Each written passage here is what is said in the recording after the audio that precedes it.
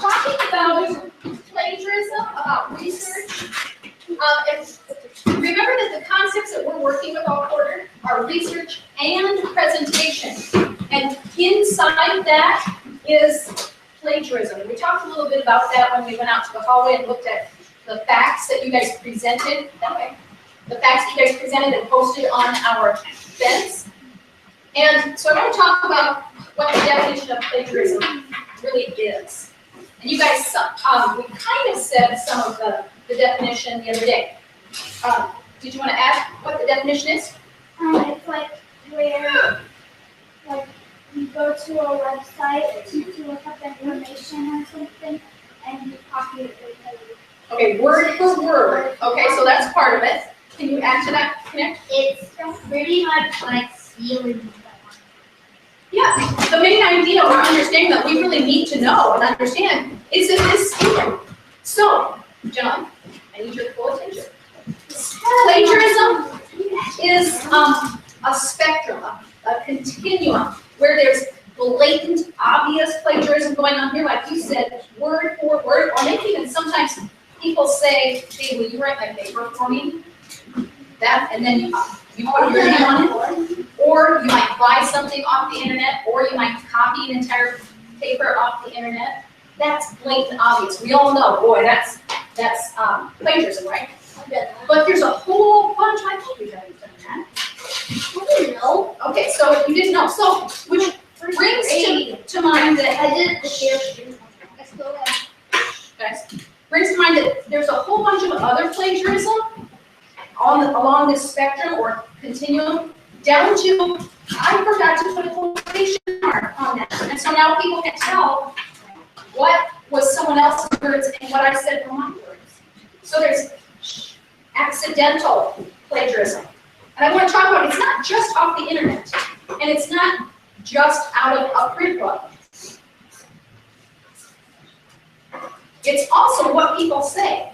You know, Miss Huddleston, quite often when we're, especially during reading class, she'll stop and she'll have some really good information, right? Then she'll add, like she'll have a really good example, or she's giving someone else a different idea, and I'm like, ooh, that's good. She shares, and most of the time I'm like, wow, that was good. I'm going to share that too. So 7th period often gets the benefit of what Ms. Huddleston said in this period because I share it, but I don't just act like it's mine. Do you know how I present to 7th period? You go like this.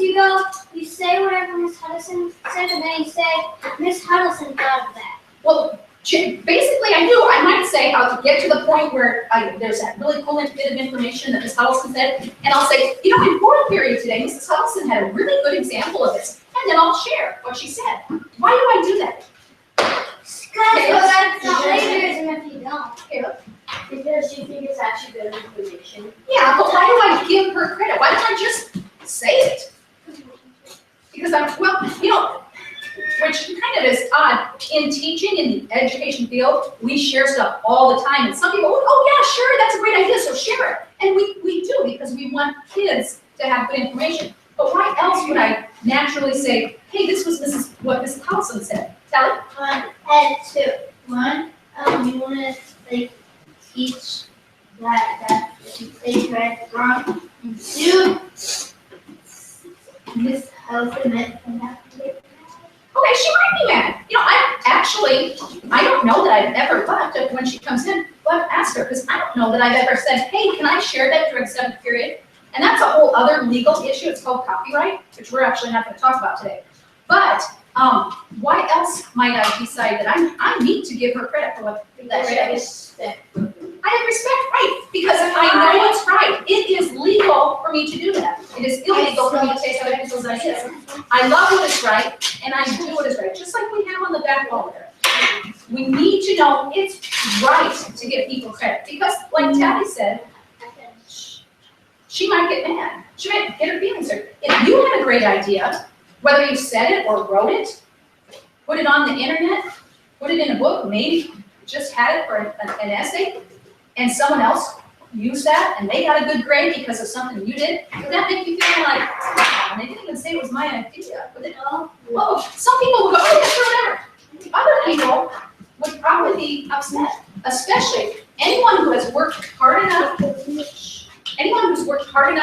to get their ideas and information published, okay, whatever it's named, published, whether it's in print or digitally on the internet, they will be angry if someone else uses it and not give them the credit.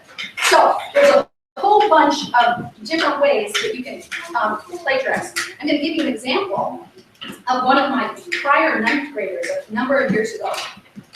He handed in an essay. It was obvious that it was plagiarized because he didn't talk like that. He never wrote like that on a normal basis, like in the journals, anything. And so I knew right away that it was plagiarized. And so I kind of looked at it. It's very easy for a teacher to just either copy and paste or type something that the student has written into Google. I mean, there are many different softwares, but you can simply type it into Google and find the 67 places that it's on the internet, or 1.7 million places that you might find it on the internet, and see that, well, there's plagiarism. And so I did that, and I called him in, and I confronted him about it and said, I showed him his, and I showed him a print copy of what was on the internet. I said, what do you think here? And he said, I didn't plagiarize. I said, honey, this is word for word, except some of his were misspelled. But it was word for word. And he said, it's not plagiarism. I didn't copy and paste. I said, but you used that person's words, right? And he said, but I didn't copy and paste. And he was almost crying because he thought in his mind, if he didn't copy and paste it, but he just wrote it, he typed it, that it wasn't plagiarizing. He had it stuck in his head. You don't copy and paste, it's okay. My sister, she said she did that. But it's not, right? So whether it's speaking, whether it's on the internet, whether it's in a book, a newspaper article, magazine, if it's someone else's idea or information, you can't use it without giving them credit. So, yes. But instead of like giving the credit, like if you do the person, could you ask them to choose? Yeah, if it's something that someone has said, yeah. But in a legal paper, a formal paper, you will still have to put in parentheses behind saying who that was that gave you that information. And there are lots of things about formatting so that we stay away from plagiarism that you'll continue learning throughout middle school and high school. But I want to talk about the difference between research and presentation. What goes on in the middle there, which we have to consider the purpose of research. Faith, what is your question? Social studies having I didn't. Friends copies. I know this. I switched the word zero to a line, and then I would. Okay, so when you say switch your words around, what is it that you mean? One of the sentences I put like some of the American tools were made by blacksmiths. I put like some of the early farming tools were made by local some of the early farming American tools were made by local blacksmiths. Okay, so there are some things, some facts that when you put them in your head, you're like, how else can I say this without saying exactly what they said? You can just add a word. Well, there are a few facts that are really small that are troublesome, that it's hard to make that fact different, even though we understand it in your own way. So you can put what are quotations, and you can actually use that. But other times what happens is that we cut things and maybe replace some words with synonyms so that you can say, oh, I put it in my own words, and they kept the sentence, but pulled this one out and put a new synonym in it. We can't do that because that is what we're going to talk about today. Yes? I just knew that I was just going to guess. Okay, well, the purpose of research and what you do with your research. First of all, we start research by picking good sources, right? And you'll continue through middle school, through high school, learning how to choose good sources, quality sources that are going to for sure give you good facts. What have I been doing for you right now in the last week? Yeah, I've been providing those good, solid research sources for you. So then, from those sources, you've been using the technique. Jaden, I'd like you to move over, move across from Brian, please. Okay, so I've been encouraging you to use the text mapping technique, where you look at the heading and the topic sentence of a paragraph underneath that heading to figure out, okay, is this information that directly addresses my research focus? And then if it does, then you continue reading that paragraph, looking for your evidence, your examples, your facts, your statistics. So you're picking good information. So that is like picking, well, I'm gonna put this down here. An apple from a tree. It's like picking an apple from a tree, right? You have to go to the good trees. I've given you some good trees to go to. Then you have to pick the right information. And we've got some good facts here that we're taking from. Whoa. Okay, so this is all my valuable research, all the facts. So we need to make sure that we pick good facts. Once we pick good facts, what do we do with them then? Yeah, you throw them in the blender and kill it. Well, how do we use them? Cut it up.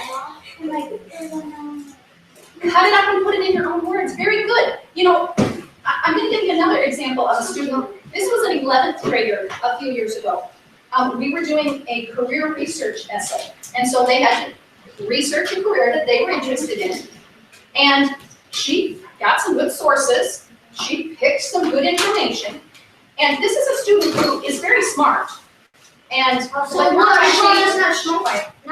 she didn't always do her work, or she didn't always show how smart she was. But I knew that she was very capable. So when I got her paper, I saw what she had done, and I'm like, this is good information. And then all of a sudden I realized, wait a minute, this is good information, and I know she's smart, but she hasn't written like this before. So I started doing my normal checking, and I discovered so much plagiarism, so much that it was like, whoa. I thought, okay, I'm going to find out how much of this document, 4 pages, is actually her writing. How much it is. I searched all of it. 87% of it was someone else's.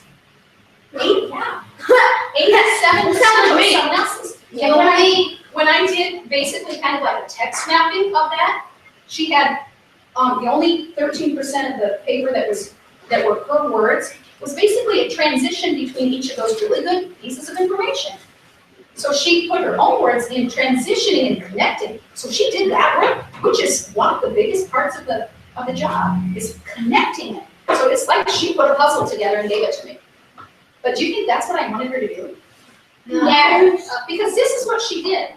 She took some of those bits of information were whole bits, and you guys have found facts that are short and like, okay, that's a good fact, and you can't really change it all that much to put it into different words. So you can basically use the whole thing. These are blueberries. So sometimes you can use the whole thing, and you want to put quotes around those. I don't like blueberries. I don't like Sometimes there's some other things that they're shorter, that you don't have to work too hard to, I'm gonna just crush these. You don't have to work too hard to chew on them and understand them. They're bigger pieces, and you can kind of just go, yeah, okay, I understand that. That's what that is, okay. Yeah. So it's kind of like I just smush them up. And then there are other pieces, and I know that in what you have read in this last week with the information that I had given, or the sources that I gave you, there were some where you read something, you go, okay, I know that goes toward whatever, that addresses whatever focus we had for today. And then you started reading the paragraph, and you're like, oh, wait a minute, what is that word? And what is it that they said? It was harder to understand, right? So what do we have to do when we get to that point? Well, you're not even sure how to use. You know that it's applicable, but you aren't quite understanding it. What do we then have to do? So listen, you had already said it.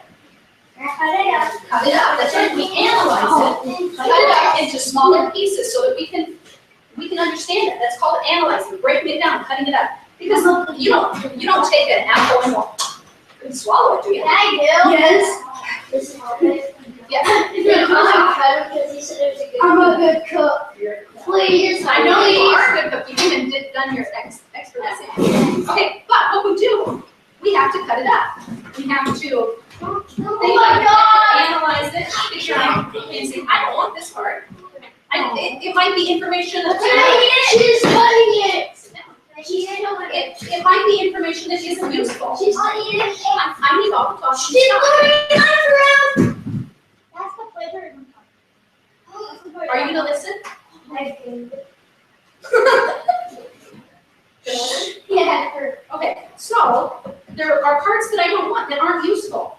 There are parts that don't address my research focus, but the rest of it around it does. There might be information that totally goes against it, or might be, I look at it and go, wait a minute, that doesn't sound right.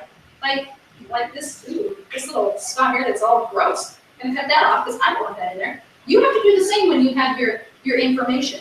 You have to decide what is good and what is bad. Do I understand it? Do I have to cut it into smaller pieces in And I order to eat more of understand? the apple. How is that gross? Your colors So- better and healthier part. Then there are much bigger pieces, maybe maybe whole documents, whole great big paragraphs or pages where you're like, I know all of this information. I know all of this information is applicable to my understanding and applicable to my actual research topic or research question. And I'm going to figure out what it means. I'm going to cut that all apart. I'm going to concentrate on it. I might read it again and again to figure it out. I'm actually gonna drink it. Okay, so this is what that one student who had 87% of her essay with other people's information. And you know how I said she connected it in really nice transitions? Basically what she did was give me a beautiful fruit salad. It was a 5-star fruit salad because she did such a nice job of putting all those pieces that she cut up from the internet. She put them all up there. It was so nice. Do you think I wanted a fruit salad? Yes. No. No. And you know what? You want the president Kind of. There is not a teacher in this building or in the next building that you're going to go to or in college that will order a fruit salad. They don't want you to find stuff and cut it up and give it to them. It's because even think of questions of science or social studies questions, or let's say you had a question about a book that we were reading, and you weren't paying attention, so we're like, oh man, now I gotta look up this information so I can answer this question. If you go and find the answer and give it to the teacher, did it pass through here? No. You found it? No, and you gave it to everything them. that you say to me, everything you say to me, goes through one ear and out the other. And is that what we want? Is that what, No, how we want to generate. we want it to generate new information, new understanding, so you have to take it, put it in the blender of your brain, You want to blend it up. I don't and we call it synthesizing. You put it together. You're not put on my brain. What is important is that you add your information. You add stuff. What you need to do is add your knowledge, your insight, your information, your experience, because all of that smooths out that understanding. It smooths out that information. It connects it. So it's important for you to do that, to add your information and knowledge to the new knowledge that you have researched. 6th graders need to listen. That means not talking. And then, Because if you're talking, you're not listening. and then what's important is that, remember, your teacher wants you to prove that you can really articulate your information and your understanding. So you really got to firm it up. You've got to be able to have it stand up and prove with logic and with expression that you understand whatever it is they asked you to research or asked you to answer. So make it grow like a tree. We're growing in a tree. Oh. You need to put some logic in something. Also, you know what? You want your style, something of your personality in it, right? Something that's special to you. So you need to put pizzazz in it. Okay? Oh.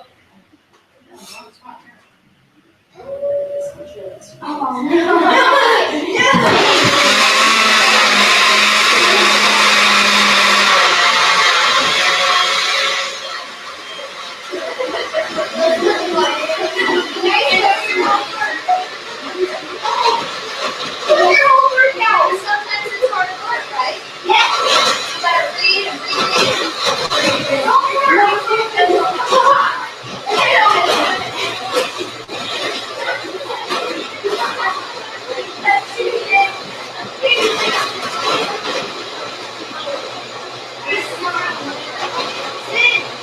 I don't think you know.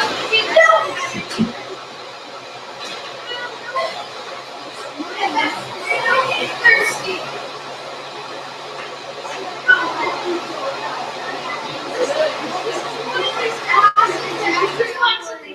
Okay. Do we have a fruit salad?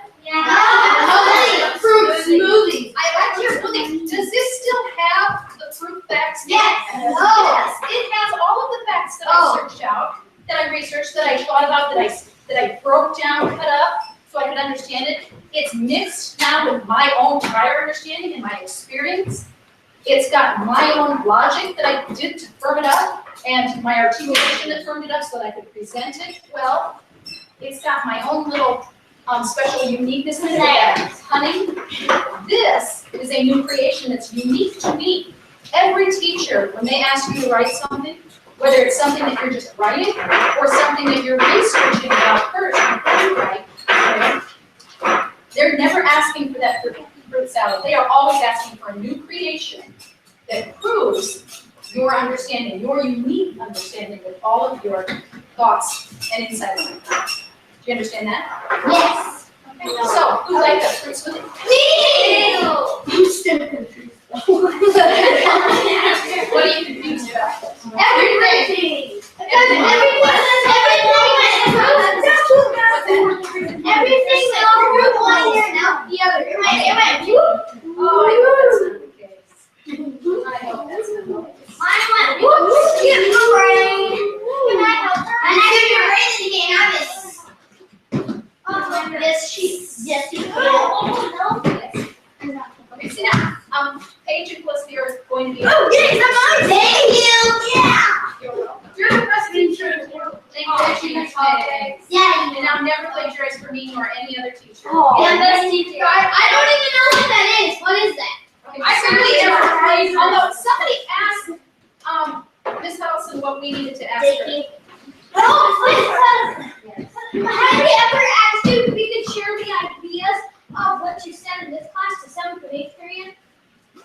Okay, Like all the information, all the information, like it's the information.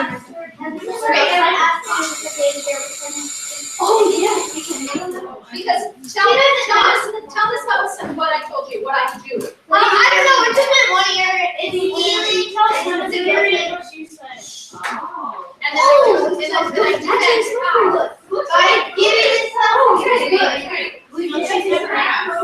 So and then we got into the. Hey, Jay. Oh, that's copyright. I should have been asking you if I could share it. But I did cite and give you credit every time I shared your ideas. So. Ooh, it looks so yummy. Yeah. I like blueberries, raspberries, berries, and don't like blueberries, but somehow that's raspberry. Me either. I hate raspberries. Who's in health class in this room? Hey. We need more fruits. Yeah. That's much better. Wait, we let me in. Yeah, Matthew was. There's ice He came into. Oh, did you hear me break the ice down? I did. Oh, It's so yummy.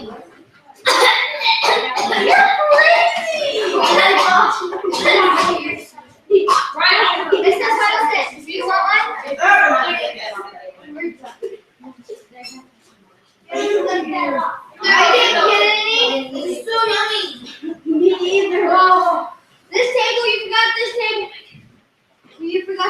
you all got that. We forgot this table. Maddie, do you want one? You forgot me. You had it on screen. I should show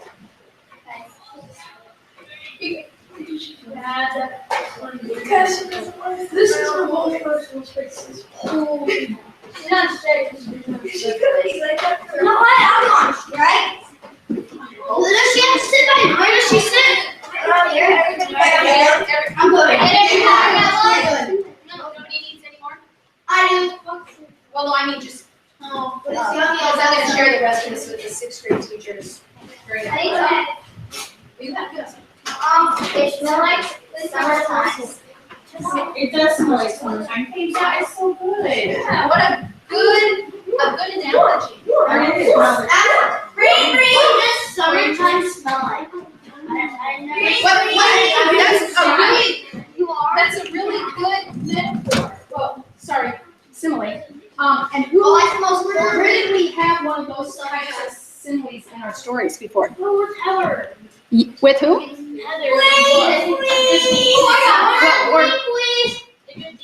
Well, in think of August. Who's home? I